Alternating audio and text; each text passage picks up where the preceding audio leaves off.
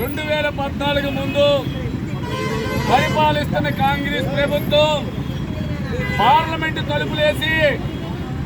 రాష్ట్రాన్ని రెండు ముక్కలు చేసి ఈ ఆంధ్ర రాష్ట్ర ప్రజల్ని రాజధాని లేని రాష్ట్రంగా మరి ఆ రోజున ఏకపక్ష నిర్ణయం తీసుకుంటే 2014లో ఈ ఆంధ్ర రాష్ట్ర ప్రజలందరూ కూడా ఈ రాష్ట్రానికి దిశ నిర్దేశించే నాయకుడు కావాలి అని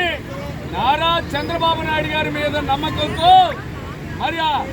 మెజార్టీ అతి మెజార్టీతో గెలిపించి మరి రాష్ట్రంలో ముఖ్యమంత్రి చేసినప్పుడు ఆనాడు నరేంద్ర మోదీ గారు సహాయ సహకారాలతో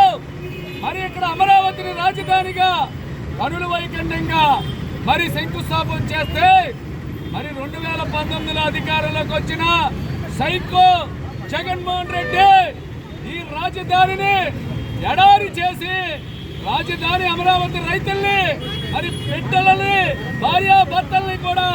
రోడ్డు పాలు చేసి 5 సంవత్సరాలని మరి రోడ్డు మీదే పోరాడే విధంగా ఎంతో ఇబ్బంది పెట్టిన జగన్మోహన్ రెడ్డి మరి మళ్ళీ ప్రజలు ఈ రాష్ట్రాన్ని ముందుకు తీసుకెళ్లాలంటే నారా చంద్రబాబు నాయుడు గారు కొనుగోలు పవన్ కళ్యాణ్ గారు ఓటమి ప్రభుత్వం కావాలని చెప్పి అధికారంలోకి తీసుకొచ్చారు. ఇవాళ ప్రజలను డైవర్ట్ చేస్తారు. కాబట్టి ఇవాళ మనం